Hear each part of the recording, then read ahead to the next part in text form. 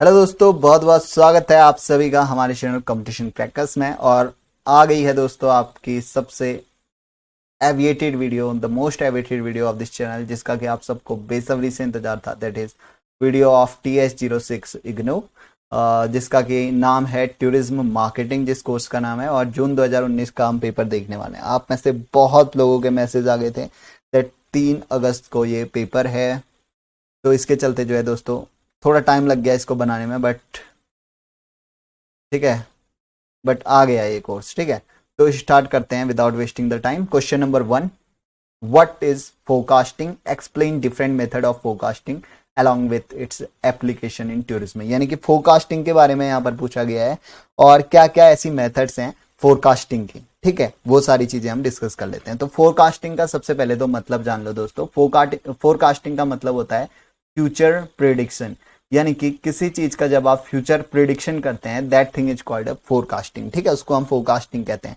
और future prediction आप करोगे किस चीज का, करोगे किस लिए, तो किस लिए करते हैं फ्यूचर प्रिडिक्शन? फ्यूचर प्रिडिक्शन किया जाता है दोस्तों प्लानिंग पर्पज से, प्लानिंग पर्पज। ठीक है, प्लानिंग पर्पज से जो है ये फ्यूचर प्रिडिक्शन किया जाता है। जैसे आप लोग कर रहे होंगे अभी से प्रिडिक्शन की इतना स्कोर कर लेंगे, ये सारा जो आप प्लानिंग कर रहे हैं एग्जाम से रिलेटेड अभी, वो भी एक प्रकार का क्या है, फ्यूचर प्रिडिक्शन है, एक प्रकार की क्या है, फोरकास्टिंग है। तो ऐसी फोरकास्टिंग जो है वो चलती है टूरिज्म सेक्टर में, या आप कह सकते हैं मैन्युफैक्चरिंग सेक्टर में, या MNCs वगैरह में इस टाइप की फोरकास्टिंग चलती है, जिससे कि आप पुराने डेटा को देखते हुए, या आप स्टैटिस्टिक्स को देखते हुए या पुराने डेटा को देखते हुए आप एजम्पशंस करते हैं कि किस प्रकार का फ्लक्चुएशन इस बार मार्केट में आ सकता है, या किस प्रकार की हमने स्ट्रेटेजी तैयार करनी चाहिए जिससे कि हमारा प्रोडक्ट या सर्विस जो है वो ज़्यादा से ज़्यादा डिलीवर हो सके टू द कंज्यूमर्स। तो ये सारी चीजें आती हैं फोरकास्टिंग के अंदर। और फोरकास्टिंग की दोस्तों बहुत सारी मेथड्स होती हैं। कुछ जो मोस्ट इंपोर्टेंट 5 मेथड्स हम देख लेते हैं। 5 इंपोर्टेंट मेथड्स हैं। फर्स्ट मेथड आपकी है इसमें सर्वे, यानी कि आप जो पुराने सर्वे होंगे जो कि सम NGOs करती हैं, या समटाइम गवर्नमेंट्स जो सर्वे निकालती हैं, या कुछ ऐसे बड़े बड़े MNCs हैं जो सर्वेज कंडक्ट करवाती हैं कि किस साल के किस मंथ में कितना ज़्यादा प्रोडक्ट सेल हुआ, या कितनी ज़्यादा मैन्युफैक्चरिंग हुई, टूरिज्म सेक्टर में कितना, जो आप कहते हैं कि टूरिज्म सेक्टर को कितना प्रॉफिट हुआ किस ईयर के किस मंथ में। ये सारे सर्वेज देखते हुए आप जो है फ्यूचर प्रिडिक्शन कर सकते हैं या फोरकास्टिंग कर सकते हैं। उसके अलावा जो सेकंड जो इंपॉर्टेंट मेथड आती है इसमें time series. Time series means क्या होता है दोस्तों कि आप देख सकते हैं कि जैसे आप 2010 से 2020 तक के सारे डेटा आप निकाल रहे हैं, और उसका आप ग्राफ टाइप का एक बनाएंगे, और आप इस तरीके से ग्राफ बनाएंगे कि किस साल कितना जो है आपको प्रॉफिट हुआ, और किस तरीके से आपने प्लानिंग करनी चाहिए, किस साल किस टाइप की प्लानिंग की थी, और किस टाइप का उसका रिजल्ट आया था। ये सारी आपको टाइम सीरीज से इंफॉर्मेशन मिल जाएगी। थर्ड टाइप की जो स्ट्रेटेजी हो सकती है for forecasting, that is based on correlation. Correlation means कि आपका जो कंज्यूमर बेस है, यानी कि जैसे आपके हॉस्पिटैलिटी सेक्टर है, तो आपके होटल में किस प्रकार के लोग आ रहे हैं, क्या उनकी इकोनॉमिकल कंडीशन है, क्या फाइनेंशियल कंडीशन है, कितना उनके जेब में पैसा है, कितना वो स्पेंड कर सकते हैं, ये सारी चीज़ों का आपको कोरिलेशन होगा। उस प्रकार से आप क्या कर सकते हैं, फ्यूचर प्रिडिक्शंस अपने कर सकते हैं उस हिसाब से कि आपको कितना प्रॉफिट होने वाला है। अगर मान लो सारे बिजनेस क्लास के लोग आपके पास आ रहे हैं, दैट मीन्स कि आपका जो प्रोडक्ट है या आपकी जो सर्विसेज हैं वो ज्यादा कमाई करेंगे। बट अगर आप मिडिल क्लास या पुअर क्लास पीपल्स अगर ज्यादा आपके प्रोडक्ट से रिलेटेड हैं, तो आप उस हिसाब से अपना लगा सकते हैं कि कितना आपको प्रॉफिट हो सकता है उससे रिलेटेड। ऑलराइट, फिर उसके अलावा फोर्थ आ जाता है market test. Market test means क्या होता है दोस्तों? मार्केट टेस्ट मीन्स होता है कि आपको मार्केट में डिमांड एंड सप्लाई को चेक करना। डिमांड एंड सप्लाई को चेक करना, कितना अभी मार्केट में डिमांड है और कितना आप लोग सप्लाई कर रहे हैं। ये सारी चीजें जो टेस्ट की जाती हैं, डिमांड एंड सप्लाई, वो सारी भी जो है एक इंपॉर्टेंट मेथड है। ठीक है, और इसके अलावा आ जाती है fifth judgement on experience of seniors. Experience of seniors, आपको जो सीनियर एम्प्लॉयज हैं जिनको कि बहुत ज़्यादा एक्सपीरियंस होता है, उनके साथ बैठना है, और उनके साथ बैठ के ये सारे सर्वेज, टाइम सीरीज, कोरिलेशन, या जो मार्केट टेस्ट है, उन एक्सपीरियंस लोगों के साथ अगर आप करोगे तो वो आपको ज़्यादा बता सकते हैं कि किस तरीके की स्ट्रेटेजी हमें किस बार फॉलो करनी चाहिए, किस स्ट्रेटेजी से हमें कितना बेनिफिट हो सकता है, क्योंकि उनको इस बारे में ज्यादा अनुभव होगा दोस्तों। तो ये सारी थी हमारी फोरकास्टिंग मैंने बता दिया क्या होता है फोरकास्टिंग मींस की फ्यूचर एजम्पशंस या future predictions are called forecasting and these are based on basically 5 method survey, time series, correlation, market test and judgement on experience of senior planners. अब चलते हैं क्वेश्चन नंबर 2 की ओर। Question number 2 में पूछ रहा है दोस्तों, explain the link between demand and supply in tourism. अब टूरिज्म में डिमांड एंड सप्लाई का क्या रोल है, उसके बाद ये पूछता है is there any difference between marketing and selling, यानी कि मार्केटिंग एंड सेलिंग में क्या डिफरेंस है। 2 क्वेश्चन यहाँ पर पूछे गए हैं। पहला पूछा गया कि डिमांड एंड सप्लाई का टूरिज्म में क्या रोल है। अब आपको पता है कोई भी प्रोडक्ट है, कोई भी सर्विस है, वो टोटली डिपेंड करती है उसका कितना जो प्रोडक्ट है वो बिकने वाला है या किस हिसाब से उसकी मार्केटिंग होगी, वो सारा कुछ डिपेंड करता है डिमांड और सप्लाई चेन में। सिमिलर चीज होती है दोस्तों टूरिज्म सेक्टर में भी। टूरिज्म सेक्टर में आप किस प्रकार से डिमांड एंड सप्लाई चलता है वो देखो। डिमांड का मीन्स क्या होता है, डिमांड मीन्स होती है क्वांटिटी, ठीक है, क्वांटिटी ऑफ प्रोडक्ट या सर्विस। कोई भी प्रोडक्ट है या सर्विस है, उसकी कितनी क्वांटिटी है वो आपकी डिमांड में आती है। उसके अलावा दोस्तों अगर मैं बात करता हूं सप्लाई की, सप्लाई मींस होता है कि कितना आप मार्केट को ऑफर कर सकते हैं वो चीज। यू कैन ऑफर या कंपनी कैन ऑफर, ठीक है, ऑफर टू मार्केट। मार्केट में आप कितना ऑफर कर सकते हैं या मार्केट में आप कितना उस चीज को भेज सकते हैं, ठीक है, या सप्लाई कर सकते हैं, वो चीज आती है सप्लाई के अंदर। अब बात करता हूं मैं अगर टूरिज्म सेक्टर की दोस्तों। टूरिज्म सेक्टर में अगर हम बात करें, जैसे कि अगर हम बात करते हैं अभी जैसे कोरोना वाला पीरियड है, जो कोविड वाला पीरियड है, कोविड वाले पीरियड में जो फॉरेन टूरिस्ट हैं वो तो फिलहाल आना बंद हो चुके हैं एकदम। और अगर हम बात करते हैं हॉस्पिटैलिटी सेक्टर या टूरिज्म सेक्टर की, तो बेसिकली अभी सिर्फ वही लोग इसको ज्वाइन करेंगे जो कि इंडिया से बिलोंग करते हैं, ठीक है। और इंडिया में सबसे ज्यादा जो है एरिस्टोक्रेट्स तो है नहीं, सबसे ज्यादा मिडिल क्लास लोग हैं, ठीक है। तो मिडिल क्लास लोगों की जो डिमांड होगी वो जो प्रिविलेज्ड क्लास हैं या एरिस्टोक्रेट क्लास हैं उनसे अलग रहेगी। तो अभी आपको जो वर्क करना होगा वो मिडिल क्लास के हिसाब से, क्योंकि डिमांड मींस क्वांटिटी किसकी ज्यादा है अभी, मिडिल क्लास पीपल्स की, जो इंडियन पीपल्स हैं, और उनके हिसाब से आपको चीजें सप्लाई करनी होंगी, उनके हिसाब से आपको चीजें उनको देनी होगी। अब ऐसा नहीं कि आप मिडिल क्लास पीपल्स अगर आ रहे हैं एज ए टूरिस्ट आ रहे हैं, तो आप क्या कर रहे हैं कि उनके सामने बड़ी बड़ी महंगी महंगी जो चीजें हैं उनको सामने सर्व कर रहे हैं, वो अफोर्ड नहीं कर सकते हैं वो चीज। तो आपको जो सप्लाई रखनी होगी वो उनकी डिमांड के बेस्ड रखनी होगी कि कितना मिडिल क्लास लोग एक्सपेंडिचर कर सकते हैं, और उस हिसाब की सप्लाई आपको देनी होगी। तो यही बेसिकली इसी टाइप से और भी चीजें जो हैं वो डिपेंड करती हैं on the tourism sector, demand और सप्लाई की चीजों को। फिर बात कर लेते हैं is there difference between marketing और सेलिंग। मार्केटिंग और सेलिंग में क्या अंतर है दोस्तों। तो मार्केटिंग मीन्स होती है मेथड ऑफ सर्विंग, ठीक है। आप किस तरीके से अपने कस्टमर को ढूंढते हैं, फाइंड करते हैं, और अपने कस्टमर को किस तरीके से सेटिस्फाई करते हैं, that thing is called marketing. और सेलिंग की बात करता हूं, सेलिंग मीन्स होता है transformation of good into money. जब आपका जो गुड है या प्रोडक्ट है वो जब मनी में तब्दील हो जाए, उस चीज को हम क्या कहते हैं, सेलिंग कहते हैं। अब पहले आपको मार्केटिंग अगर सही करेंगे, आप मार्केटिंग करेंगे सही से, आप स्ट्रेटेजी बनाएंगे सही से, आप ऑडियंस को या टारगेटेड ऑडियंस को फाइंड करेंगे, टारगेटेड कंज्यूमर्स को फाइंड करेंगे, तो ये आपका जो गुड है या सर्विस है वो मनी में कन्वर्ट होगा और तभी आपकी सेलिंग हो पाएगी। तो इंटर रिलेशन के बीच है, लेकिन अंतर यह है कि मार्केटिंग में आप फाइंड करते हैं अपने कंज्यूमर्स को, और सेलिंग में आपको जो कंज्यूमर्स हैं वो आपके जो गुड है उसके बदले आपको मनी प्रोवाइड करते हैं, ठीक हो गया। अब चलते हैं क्वेश्चन नंबर 3 में। क्वेश्चन नंबर 3 पूछ रहा है राइट एन ऐसे ऑन मार्केटिंग रिसर्च, यानी कि मार्केटिंग रिसर्च के बारे में यहाँ पर पूछ रहा है। मार्केटिंग रिसर्च क्या होता है दोस्तों। Marketing research is the systematic gathering and recording of quantitative and qualitative data about the marketing product, यानी कि आपका जो प्रोडक्ट बिक रहा है या कोई भी प्रोडक्ट, आपके प्रोडक्ट या सर्विस जो कि आपकी कंपनी या आपका जो डिपार्टमेंट है वो प्रोवाइड कर रहा है, उसका आप देखेंगे कि मार्केट में कितनी क्वांटिटी में वो चीज बिक रही है और किस टाइप की आपको क्वालिटी रखनी है, क्या चीज डिमांड में अभी पब्लिक के ज्यादा है, और आपने प्रिडिक्शंस इसमें करने होते हैं कि किस टाइप के प्रोडक्ट इस साल बिकने की ज्यादा संभावना है, ठीक है। क्या क्वांटिटी लोगों को चाहिए, किस टाइप की क्वालिटी लोगों को पसंद आ रही है, कितनी किस चीज की डिमांड है, और क्या आप प्रिडिक्शन करेंगे कि अब आगे क्या चीज डिमांड हो सकती है। तो ये सारा आता है मार्केटिंग रिसर्च में, यानी कि जो भी प्रोडक्ट बिकने वाला है या जो बिक रहा है उसकी आपको रिसर्च करनी होगी उसके फील्ड में कि किस तरीके से हम उसको बेहतर को और भी ज़्यादा बेहतरीन कर सके ताकि ज़्यादा से ज़्यादा लोग उसको पसंद करें।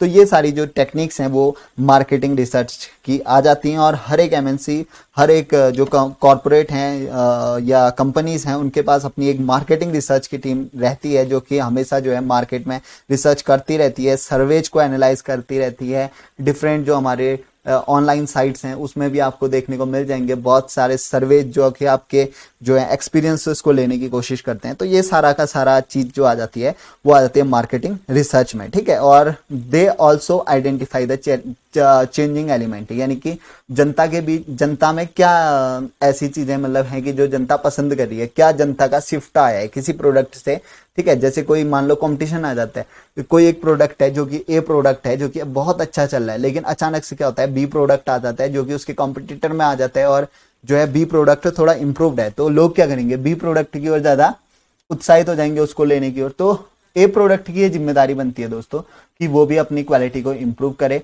प्रिडिक्शंस करे, वो क्वालिटी अपनी मेंटेन करे और इसी के साथ साथ जो चेंजिंग एलिमेंट है वो जैसा जो चेंजिंग एलिमेंट बी में आया है उस तरीके के चेंजिंग एलिमेंट कुछ अपने में भी लाने की कोशिश करे या कि इम्प्रोवाइज करने की कोशिश करे। तो ये सारा काम होता है मार्केटिंग रिसर्च टीम का। आई होप आपको क्वेश्चन नंबर 3 भी एकदम क्लियर हो गया होगा, ठीक है। उसके बाद आप जो है थोड़ा बहुत इसमें इंफॉर्मेशन जोड़ के अपनी भी लिख सकते हैं। मेरा काम है दोस्तों आपको बेसिक बचाना, बेसिक चीजें बताना ताकि आप कंसेप्ट इसका समझ जाएं और एग्जाम में, क्योंकि पॉइंट यार आप अपने उससे ही पॉइंट को डिराइव कर सकते हैं। आपको बेसिक कंसेप्ट आपका समझ आ गया, बेसिक टॉपिक आपको समझ आ गया तो उसमें आप फर्दर पॉइंट्स ऐड ऑन करते जा सकते हैं, क्योंकि ये कोई रटने वाली चीज तो है नहीं, ठीक है। और एकदम समझने वाली चीज है, आप अपने हिसाब से भी चीजों को समझ सकते हैं कि किस तरीके से आप जो है बेनिफिट प्रोवाइड करा सकते हैं, मार्केटिंग रिसर्च क्या हो सकती है। थोड़ा उनका बेसिक आइडिया मिल गया तो आपको बहुत पॉइंट आप ऐड कर सकते हैं। अब चलते हैं दोस्तों, critically analyse the role of information and technology in tourism market. अब बात करते हैं यहाँ पर आईटी सेक्टर की, यानी कि इंफॉर्मेशन एंड टेक्नोलॉजी की। तो information and technology her sector को दोस्तों चेंज कर चुकी है, ठीक है। कोई भी सेक्टर था जो कि ट्रेडिशनल मेथड से चल रहा था तो बहुत कम उसका डेवलपमेंट हो पा रहा था, बट आईटी सेक्टर के आने से हर एक फील्ड, ठीक है, चाहे वो कोई सा भी फील्ड आप ले लो, चाहे हॉस्पिटैलिटी सेक्टर ले लो, चाहे एमएनसीज की अगर हम बात करते हैं, बैंकिंग सेक्टर ले लो या कोई भी डिपार्टमेंट ले लो, गवर्नमेंट डिपार्टमेंट, कोई भी डिपार्टमेंट ले लो, इंफॉर्मेशन एंड टेक्नोलॉजी के आने से उसमें पूरा का पूरा एक ड्रामेटिकल चेंज देखने को मिला है। अब बात कर लेते हैं कि आईटी सेक्टर का टूरिज्म इंडस्ट्री में क्या हस्तक्षेप रहा है। तो आईटी सेक्टर के आने से टूरिज्म में क्या हुआ है, सबसे पहले तो ऑपरेशनल एफिशिएंसी जो है वो इंक्रीज हुई है। ऑपरेशनल एफिशिएंसी इस प्रकार से दोस्तों कि जैसे कि टूरिज्म सेक्टर में क्या आपको अपने कंज्यूमर्स ढूंढ के लाने हैं, तो वो सारा का सारा आप डेटाबेस अपनी वेबसाइट वगैरह में या डिजिटली कंप्यूटराइज्ड कंप्यूटर की मदद से आप क्या कर सकते हैं, अपना डेटा वगैरह फीड कर सकते हैं। और आप जो चीज़ आप पहले कॉल में बताया करते थे कस्टमर्स को, हर एक चीज एक्सप्लेन किया करते थे, वो चीज अब आपके डायरेक्ट वेबसाइट में मिल जाएगी। तो कहीं ना कहीं आपकी ऑपरेशनल एफिशिएंसी जो है वो बढ़ गई, क्योंकि आपने सिर्फ एक बार अपनी वेबसाइट में टाइप करना है और जो भी कस्टमर आएगा, जो भी कस्टमर विजिट करेगा उस वेबसाइट में, वो आपकी चीजें देख सकता है। लेकिन पहले क्या था, पहले आपको हर एक का कॉल रिसीव करना था, हर एक को एक्सप्लेन करनी थी चीजें। तो आप देखेंगे कि किस तरीके से जो ऑपरेशनल एफिशिएंसी है आईटी सेक्टर के आने से क्या हुई है, बढ़ गई है टूरिज्म इंडस्ट्री में। और इसके अलावा सर्विस क्वालिटी, ठीक है, सर्विस क्वालिटी बहुत ही बेहतरीन हो गई है। अब सर्विस क्वालिटी किस प्रकार से बेहतरीन हो गई है, सबसे पहली चीज, आपको जो कस्टमर है उसको आपके पास आने की जरूरत नहीं है, वो सिर्फ अपने कंप्यूटर में बैठ सकता है, अपने कंप्यूटर में अपनी चीजें टाइप करेगा और आपकी सारी इंफॉर्मेशन उसके पास अवेलेबल होगी। किस टाइप की सर्विसेज आप प्रोवाइड करते हैं वो सारी इंफॉर्मेशन उसके पास होगी, और जो आपको रेटिंग्स दिए गए होंगे वो सारी चीजें उसको अपने कंप्यूटर में बैठे बैठे सारी चीजें दिख रही हैं, आपके नंबर्स उसको दिख रहे हैं। तो कहीं ना कहीं आपकी सर्विस क्वालिटी इससे क्या हो जाती है, इंक्रीज हो जाती है, ठीक है। अब बात करते हैं, और आप डेटा जो है वो भी कलेक्ट कर सकते हैं, जैसे कि किस साल आपके कितने कस्टमर आए, वो भी आपका ऑटोमेटिकली डेटा फीड हो सकता है इन कंप्यूटर्स, ऑलराइट। उसके बाद मैं बात करूं तो you can compare the contrast offerings, comparing, ठीक है, कंपेयरिंग की फैसिलिटीज आपको सबसे अच्छी मिल जाती है। टूरिज्म सेक्टर में आपका बहुत सारी कंपनीज होंगी, तो बहुत सारे आपके कंपटीटर्स होंगे, तो आप अपने डिफरेंट कंपटीटर्स से कंपेयर कर सकते हैं कि वो किस टाइप की स्ट्रेटेजीज यूज कर रहे हैं। उनकी वेबसाइट में आप विजिट कर सकते हैं, देख सकते हैं कि किस टाइप के ऑफर्स किस टाइम पे वो अवेल करा रहे हैं। आप भी सिमिलर टाइप के ऑफर्स अवेल करा सकते हैं, ठीक है, जो कि बेनिफिशियल हो सकते हैं आपके लिए। तो ये सारी चीजें भी कंपेयरिंग के लिए भी आपका बहुत ही बेटर हो गया। और जो हमने पहले डिस्कस की थी, यानी कि फोरकास्टिंग के लिए, फोरकास्टिंग में जो सर्वेज वगैरह किया करते थे, तो सर्वेज वगैरह के लिए भी आईटी सेक्टर के आने से आपको बहुत हेल्प हो जाती है। और उसके अलावा जो कॉस्टली ह्यूमन बींग्स हुआ करते थे, छोटे मोटे काम के लिए भी आपको कोई ना कोई ह्यूमन बींग्स चाहिए था। जैसे आपको कोई डेटा फीड करना है, उसके लिए भी आपको किसी इंप्लॉय की जरूरत पड़ती थी, बट अब ऐसा नहीं है। टेक्नोलॉजी के आने से बहुत ही इजी हो गया है डेटा को फीड करना, डेटा को स्टोर करना, डेटा को मेंटेन करना। तो कहीं ना कहीं इससे आपका जो मनी है, सरप्लस है, वो भी आपके पास बचा रहेगा। अब चलते हैं दोस्तों क्वेश्चन नंबर 5 की ओर। तो क्वेश्चन नंबर 5 है, illustrate the role of public organisation in tourism marketing, substantial your answer with suitable example. अब हमने देखा जो टूरिज्म मार्केटिंग है, tourism marketing is whole a private sector, ठीक है, कॉर्पोरेट सेक्टर है। और उसके अलावा जो कंज्यूमर्स हैं वो आपके कंज्यूमर्स और प्राइवेट सेक्टर, इन दोनों के बीच की पूरी साठगांठ है अगर हम बात करें टूरिज्म मार्केटिंग। तो इसमें पब्लिक ऑर्गेनाइजेशन यानी कि गवर्नमेंट का रोल क्या हो सकता है दोस्तों? तो इसमें गवर्नमेंट का सबसे बड़ा रोल ये हो सकता है दोस्तों कि अगर कोई टूरिस्ट है, वो आपके जो आपका कंपनी है या आपका टूरिज्म डिपार्टमेंट है, वहां तक वो आना चाहता है, आपके होटल वगैरह में आना चाहता है, तो उसको आने के लिए क्या लगेंगे? मीन्स ऑफ ट्रांसपोर्ट्स की जरूरत होगी। और मीन्स ऑफ ट्रांसपोर्ट आपके हाथ में नहीं है, ठीक है। अगर प्राइवेट कॉर्पोरेट सेक्टर की बात करें तो उनके हाथ में मीन्स ऑफ ट्रांसपोर्ट नहीं है। तो means of transport totally depend करता है on the hand of government या पब्लिक सेक्टर के भी। तो गवर्नमेंट क्या कर सकती है? गवर्नमेंट हेल्प कर सकती है in development of the roads. अगर आपको कहीं कोई जगह आपको पसंद है, आप तभी वहां जाएंगे जब आपको लगेगा कि यहाँ जाना खतरे से खाली, अगर आपको लगता है कि अगर वहां जाना खतरे से खाली नहीं है, क्योंकि रोड वहां की बहुत ही पुअर है, आपकी जान तक जा सकती है। बहुत सारी ऐसी रोडें हैं जहां पर लोगों की जान चली जाती है, ठीक है, बहुत ही गंदी रोड है, तो आप लोग वहां क्यों जाएंगे, भले ही वो कितनी अच्छी जगह हो। तो ये काम है गवर्नमेंट का कि डेवलपमेंट ऑफ रोड्स को डेवलपमेंट करे, ठीक है। उसके बाद रोड्स को डेवलपमेंट करे, हाईवेज को डेवलप करे, उसके अलावा मोटरवेज हैं उनको, उनकी क्वालिटी को डेवलप करे। उसके अलावा बस टर्मिनल्स हैं, रेलवे है हमारा, रेलवे सेक्टर को इम्प्रोवाइज करने की कोशिश करे। जो कस्टमर्स हैं उनको अच्छी से अच्छी सर्विस प्रोवाइड करे ताकि कस्टमर एक जगह से दूसरी जगह जाना पसंद करे। और उसके अलावा जो गवर्नमेंट है वो जो है हेरिटेज भी डिसाइड करती है। आपको पता होगा जो गवर्नमेंट है वो क्या करती है, अगर एक्सप्लोर करती है चीज़ों को। अगर कोई जैसे आर्किटेक्चर है या कोई मूर्ति वगैरह है, तो अगर वो गवर्नमेंट को अच्छी लगी या गवर्नमेंट को लगता है कि यहाँ पर जो है टूरिज्म प्रमोट हो सकता है इस मूर्ति के थ्रू, तो वो क्या करते हैं, हेरिटेज साइट घोषित कर देते हैं किसी चीज़ को। और कोई चीज़ अगर हेरिटेज साइट घोषित हो गई तो आप मान सकते हैं कि वो पॉपुलर जरूर होगी। तो हेरिटेज साइट पॉपुलर हो गई तो टूरिस्ट वहाँ आएंगे। तो गवर्नमेंट का बहुत बड़ा रोल रहता है, खासकर इन रोड्स वगैरह को डेवलप करने के लिए, जो कि मीन्स ऑफ ट्रांसपोर्ट है उनको डेवलप करने के लिए। और जो वहाँ की, क्योंकि कोई भी अगर स्कल्पचर है, किसी हर एक एरिया जो है वो पॉपुलर रहता है, ठीक है, किसी ना किसी चीज के लिए हर एक एरिया पॉपुलर रहता है। जैसे मैं बात करता हूँ दिल्ली की, तो दिल्ली में क्या है, कुतुब मीनार है, आगरा में क्या है, ताजमहल है। तो उसको मेंटेन कौन करेगा? उसको मेंटेन करेगा हमारी गवर्नमेंट। आपकी प्राइवेट प्रॉपर्टी तो है नहीं कि आप मेंटेन करेंगे, उसका मेंटेन करने का काम पब्लिक सेक्टर का यानी कि पब्लिक ऑर्गेनाइजेशन यानी कि गवर्नमेंट का है। तो गवर्नमेंट जो है उसको अच्छी से मेंटेन करेगी और उसको हेरिटेज साइट घोषित करेगी, उसका प्रमोशन करेगी। तो कहीं ना कहीं देखेंगे कि आप उस पूरे के पूरे एरिया में जो टूरिज्म मार्केटिंग है या टूरिज्म है वो अपने आप ही प्रमोट हो जाएगा। तो ये बहुत बड़ा रोल है of the government in promoting the tourism. Alright, अब ये हो गए 5 क्वेश्चन हमारे डिस्कस। अब चलते हैं छठे क्वेश्चन की ओर। आई होप चीजें आपको क्लियर हो रही होंगी दोस्तों।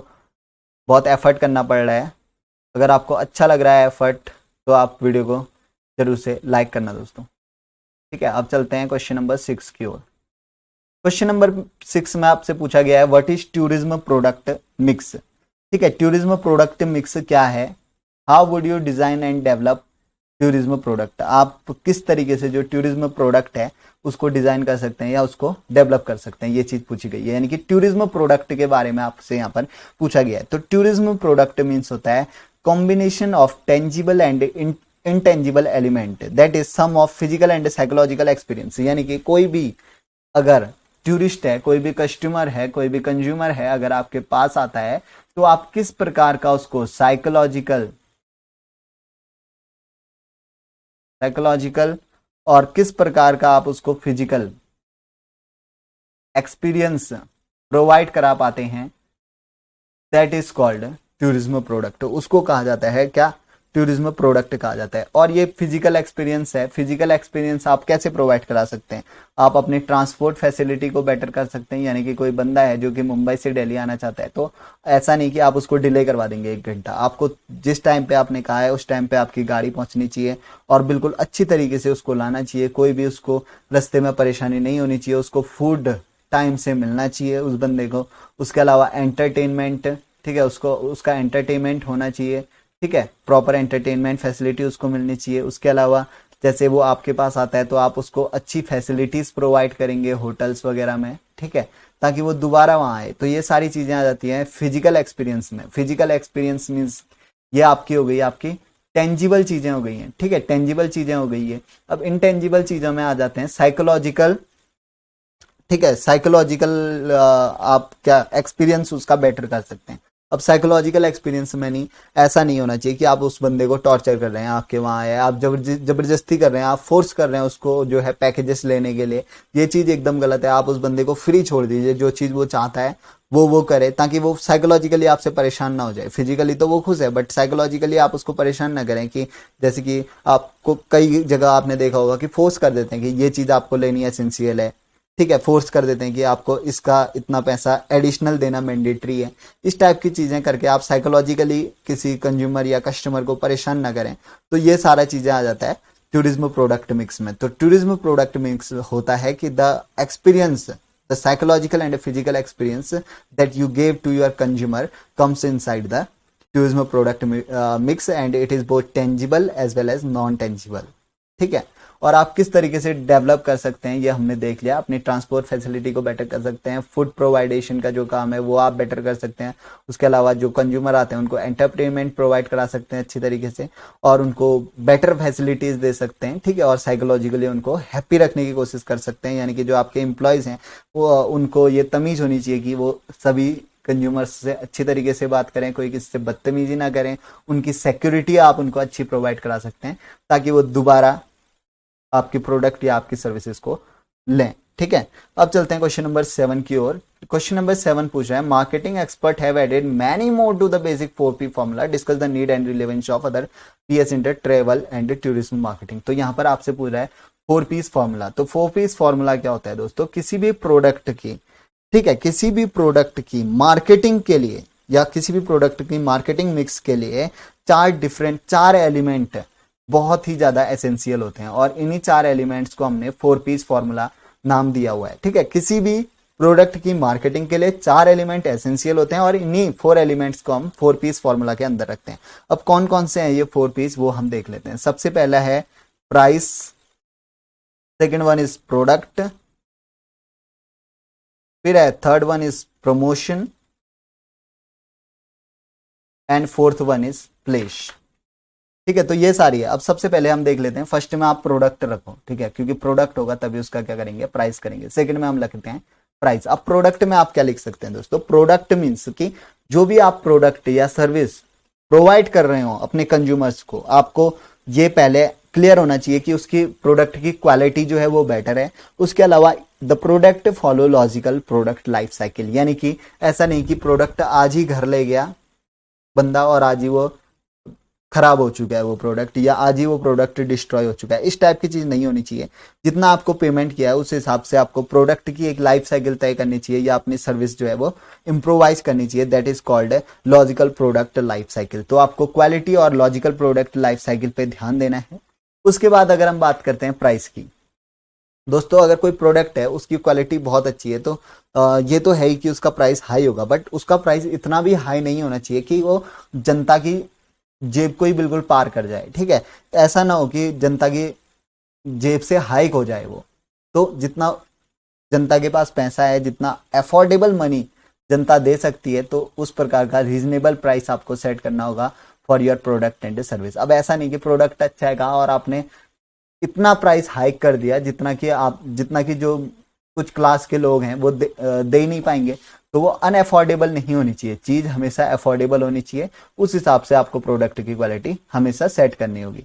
फिर थर्ड आ जाता है प्रमोशन। आपको प्रमोशन यानी कि प्रमोशन में आ गए, आपको कोई प्रोडक्ट बन गया, उसका प्राइस भी आपने सेट कर दिया है। अब मेन चीज है कि जनता को वो चीज पता चले। तो जनता को वो चीज पता लेगी थ्रू थर्ड पी यानी कि प्रमोशन से। तो प्रमोशन में क्या होता है कि मार्केट टेक्निक्स होती हैं, आप सेल्स को अपने किस प्रकार से सेल्स प्रमोशन कर सकते हैं, उसके अलावा क्या आप ऑफर्स प्रोवाइड कर सकते हैं पब्लिक के साथ, फिर किस प्रकार के रिलेशंस आप बना सकते हैं, वो सारा आ जाता है प्रमोशन में। अब फोर्थ आ जाता है प्लेस। आपको कुछ प्लेस डिसाइड करनी होंगी दोस्तों, जहां पर आपकी एजेंसी सेटअप हो पाए, जहां आपके एजेंसी सेटअप हो जाए, जहां से कि जो प्रोडक्ट है वो डिलीवर हो जाए टू द पीपल्स। तो ये 4 पी बहुत इंपॉर्टेंट है। तो 4 पीस फॉर्मूला हमने देख लिया कि किसी भी मार्केटिंग स्ट्रेटेजी के लिए, या जो मार्केटिंग बेसिक मार्केटिंग स्ट्रेटेजी है उसके लिए 4 फॉर्मूलाज या 4 एलिमेंट सबसे ज्यादा इंपॉर्टेंट होते हैं, जिनको कि हमने 4 पीस फॉर्मूला के अंदर रखा है। First one is product, second P is price, third P is promotion, fourth P is place. तो ये पी पी पी पी यानी कि ये 4 पी बहुत ही इंपॉर्टेंट रहते हैं। ये सारा हमने डिस्कस कर दिया। अब चलते हैं क्वेश्चन नंबर 8 की तरफ। क्वेश्चन नंबर 8 में पूछ रहे हैं दोस्तों, describe the role of shopping and museum in enhancing attractiveness of a destination. अब किस प्रकार से जो शॉपिंग और म्यूजियम है वो किसी भी डेस्टिनेशन को किस प्रकार से अट्रैक्टिवनेस प्रोवाइड करते हैं। तो सबसे पहले दोस्तों, अगर आपको पता होगा कि बहुत सारे ऐसे प्लेसेस होते हैं हमारे, हर स्टेट है, हर डिस्ट्रिक्ट है, उसका हर सिटी है, वो किसी ना किसी चीज के लिए फेमस हमेशा रहता ही है। ठीक है, और हर बंदा को कुछ ना कुछ उत्सुक हमेशा रहता है कि अगर मैं इस जगह जाऊंगा तो मुझे ये चीज हमेशा खरीद के लानी है। तो हमें हमेशा ध्यान देना चाहिए कि हमारे एरिया की, हमारे लोकेलिटी की कुछ चीज को हम इतना फेमस कर दें कि लोग उसकी शॉपिंग करने के लिए या उस चीज को खरीदने के लिए जो है वो आए। अब इससे क्या होगा, लोग शॉपिंग के उद्देश्य से आएंगे, बट वो कहीं ना कहीं आपके टूरिज्म को हेल्प करके चले जाएंगे। ठीक है, क्योंकि वो टूरिज्म के क्योंकि वो उनका एक जैसे कोई भी बंदा है किसी भी जगह पर घूमने जाता है तो उसके बहुत सारे मोटिव्स होते हैं। तो उसका एक मोटिव हमेशा शॉपिंग का भी रहना चाहिए। कुछ ना कुछ ऐसी पॉपुलर चीज हर एक सिटी की, हर एक डिस्ट्रिक्ट की होनी चाहिए जिसको कि शॉप करने के लिए या जिसकी चाहत से बंदा वहां पहुंचे। ठीक है, अब उसके साथ साथ क्या होगा कि टूरिज्म को भी उसके अपने आप ही प्रमोशन मिलेगा और कहीं ना कहीं आपकी जो टूरिज्म सेक्टर है वो भी कहीं ना कहीं इनहेंस कर जाएगा। और इसी के साथ साथ बात करते हैं म्यूजियम की। म्यूजियम मीन्स होता है दोस्तों ऐसी जगह, संग्रहालय जिसको हम कहते हैं, जिसमें कि बहुत सारे जो एंशियंट चीजें होती हैं या जो थिंग्स ऑफ पब्लिक इंपोर्टेंस जिसको हम कहते हैं, वो चीज रखी जाती है म्यूजियम में। अब म्यूजियम में जो है अगर बहुत ही इंटरेस्टिंग चीजें होंगी या म्यूजियम्स को हम बहुत ही इंटरेस्टिंग वे में शो करें तो लोग म्यूजियम्स देखने के लिए भी उस स्टेट या उस डिस्ट्रिक्ट में कदम रखेंगे। तो हमें हमेशा कोशिश करनी चाहिए अपने टूरिज्म को प्रमोट करने के लिए कि हमेशा हम शॉपिंग और म्यूजियम्स पे हमेशा हम ध्यान दें। अच्छी अच्छी दुकानें, अच्छी अच्छी शॉपिंग साइट्स वहां पर रखें और उसके अलावा अच्छे अच्छे म्यूजियम्स वहां पर होंगे तो खुद ना खुद जो डेस्टिनेशन है उसको एक क्या होगी, अट्रैक्टिवनेस मिलेगी। ठीक है, अब गिव सुटेबल एग्जांपल्स यहाँ पर कह रहा है। अब एग्जांपल्स के लिए अगर मैं बात करूं शॉपिंग की तो दोस्तों एक पश्मीना शॉल आता है जो कि कश्मीर में बहुत ज्यादा फेमस है। अब कोई भी बंदा कश्मीर में जा रहा है तो उसका एक मोटिव ये भी रहता है कि कहीं ना कहीं शॉपिंग करेंगे और वो पश्मीना वूल जो कि एक स्पेशल क्राइटेरिया रखता है कश्मीर में, उसको लेके आएंगे। तो ये चीज तो हो गया एग्जांपल ऑफ शॉपिंग। और म्यूजियम, हैदराबाद अगर आप जाएंगे तो हैदराबाद में बहुत सारे म्यूजियम्स ऐसे हैं जिनको कि विजिट करने के लिए लोग हैदराबाद जाते हैं और बहुत सारे वहाँ के फूड आइटम्स भी बहुत फेमस है। फूड आइटम्स भी आपके शॉपिंग के अंदर ही आ गए। ठीक है, तो ये सारी चीजें हैं जिससे कि हम किसी भी डेस्टिनेशन को और भी अट्रैक्टिवनेस या अट्रैक्टिव बना सकते हैं। ठीक है, आई होप कि आपको चीज क्लियर हो गई होगी। अब चलते हैं क्वेश्चन नंबर 9 की ओर। क्वेश्चन नंबर 9 है, what do you mean by alternative accommodation,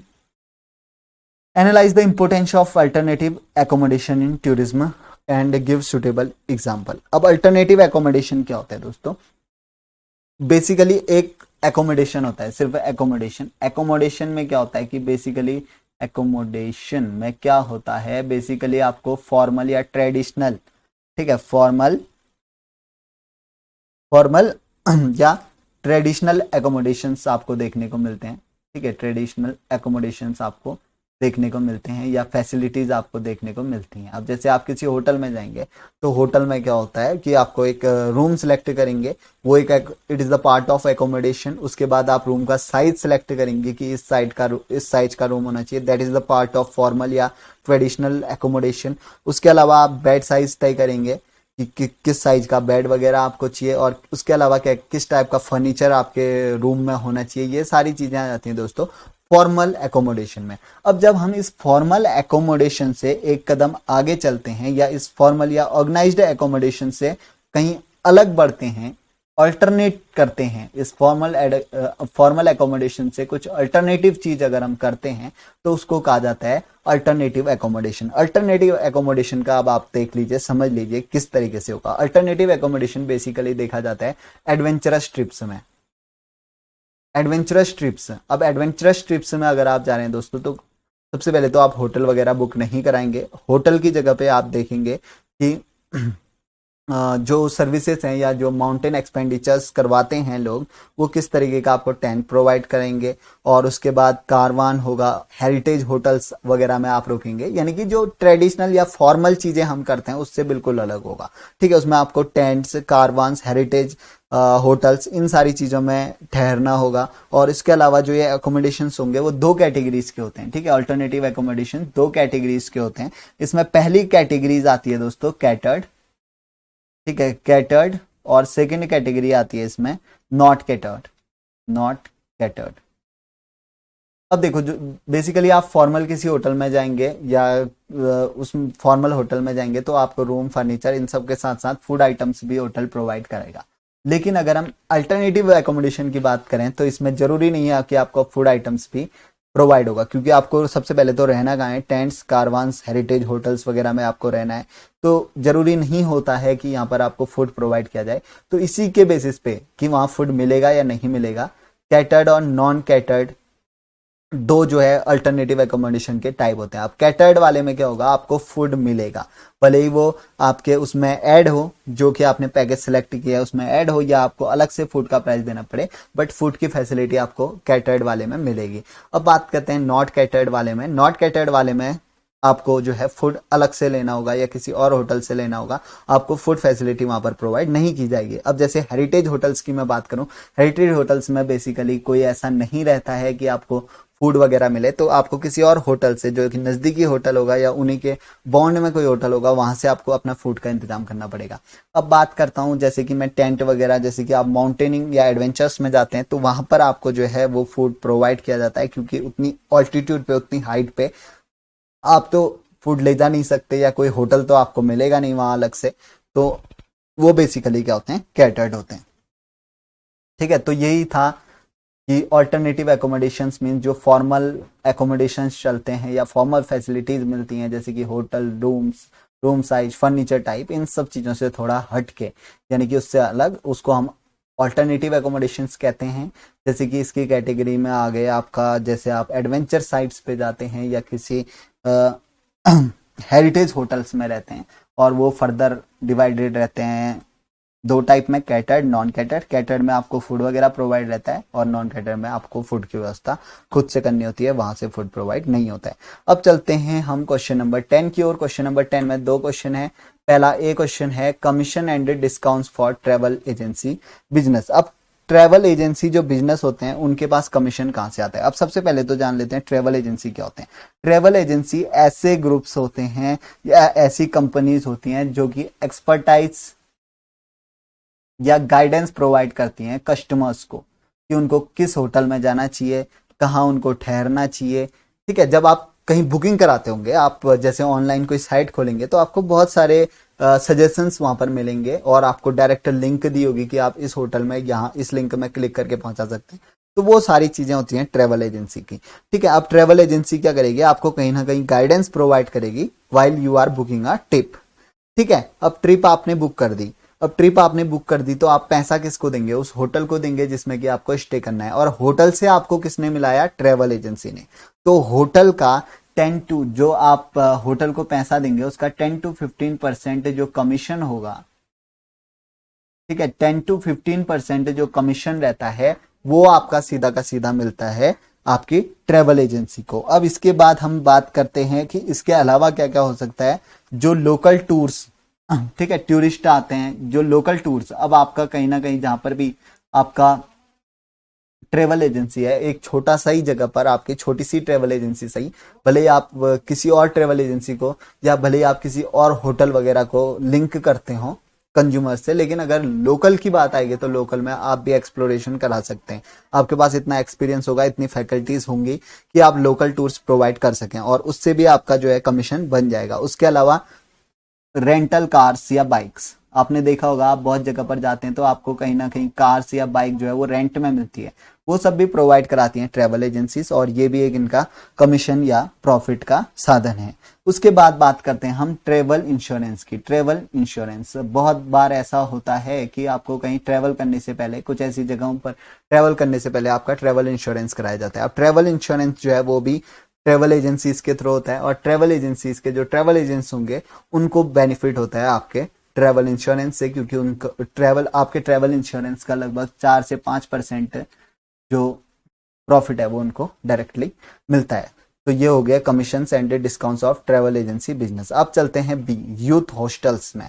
youth hostels क्या होते हैं? यूथ हॉस्टल्स दोस्तों ऐसे हॉस्टल्स होते हैं that are basically designed for the youth, यानी कि जो ऐसे लोग हैं जो कि अभी एम्प्लॉयमेंट में नहीं है, जो यूथ हैं लेकिन एडवेंचर वर्क में जाते हैं, घूमने फिरने का जो शौक रखते हैं, उनके लिए कुछ होटल्स प्रोवाइड किए जाते हैं जो कि चीप रेट में, ठीक है, चीप रेट होता है सबसे पहले तो इनका, क्योंकि अगर कोई स्टूडेंट है वो कहीं घूमने जा रहे हैं, स्टूडेंट्स का बल्क है, ग्रुप है, वो कहीं घूमने जाता है तो आपको पता है कि उनके पास इतने पैसे नहीं होंगे कि वो महंगे महंगे होटल से अफोर्ड कर सके, तो उनके लिए जो कुछ हॉस्टल्स यानी कि यूथ हॉस्टल्स उनके लिए तैयार किए जाते हैं। इसमें जरूरी नहीं है कि आपको 18+ एज का होना है, 16+ एज वालों को यहाँ पर अलाउ करते हैं इन हॉस्टल्स में, या इससे छोटे भी अंडर गाइडेंस जाएं तो यूथ हॉस्टल में उनको जगह मिल जाती है। और नॉर्मली नॉन प्रॉफिट एजेंसीज द्वारा इनको चलाया जाता है, क्योंकि आपको पता है कि इनको ज्यादा इसमें रेंट नहीं लिया जाता है, जितना आपका एक्चुअल खर्चा लगेगा ना उतना ही खर्चा लगभग ये लोग लेते हैं। जैसे फूड प्रोवाइड कराएंगे, जितना की आपकी डाइट रहेगी उतना ही ये चार्ज करते हैं, बहुत ज्यादा एक्सेसिव चार्ज नहीं करते। तो नॉन प्रॉफिट एजेंसी बेसिकली ये होती हैं। और आप कई जगहों पर देखेंगे जो कॉलेजेस होते हैं, स्कूल्स होते हैं, जब वो वैकेशन टाइम पे बंद होते हैं तो उनको भी कन्वर्ट कर दिया जाता है यूथ हॉस्टल्स में। लेकिन ऐसा नहीं है कि यूथ हॉस्टल चीप रेट के हैं तो आपको यहाँ पर फन एक्सपीरियंस नहीं मिलेगा। बहुत सारा अमेजिंग फन एक्सपीरियंस आपको यहाँ पर देखने को मिलता है, ठीक है। अब फन एक्सपीरियंस कैसे? जैसे आप बल्क ऑफ फ्रेंड्स कहीं गए हो, मान लो आप 10 फ्रेंड आप कहीं गए हो, तो अगर आप यूथ हॉस्टल्स में रुकोगे तो आप 10 के 10 फ्रेंड जो है एक ही रूम पे या 2 रूम पे सारे के सारे फिट हो सकते हो। बट होटल्स में ऐसा नहीं होगा, 2 से ज्यादा लोगों को एक रूम पे नहीं रहने दिया जाएगा। उसके अलावा हाई रेट होगा उनका और कुछ डिसिप्लिन होते हैं that you have to follow in hotels, that is mandatory to follow. But आपको यूथ हॉस्टल्स में ऐसा नहीं है, आप बिल्कुल वहाँ फन कीजिए और बहुत सारा आपको एरिया मिल जाएगा बाहर घूमने फिरने के लिए, तो कोई इसमें टेंशन नहीं रहती है आपके लिए। और इसके साथ साथ they do not force you two by packages, ठीक है। इन्होंने कोई ऐसे खास पैकेजेस नहीं बनाए होते हैं जिस प्रकार होटल वाले बनाते हैं, 2 days पैकेज, 2 night पैकेज, इस टाइप के जो पैकेज बनाते हैं और अलग अलग उनका प्राइस रखते हैं।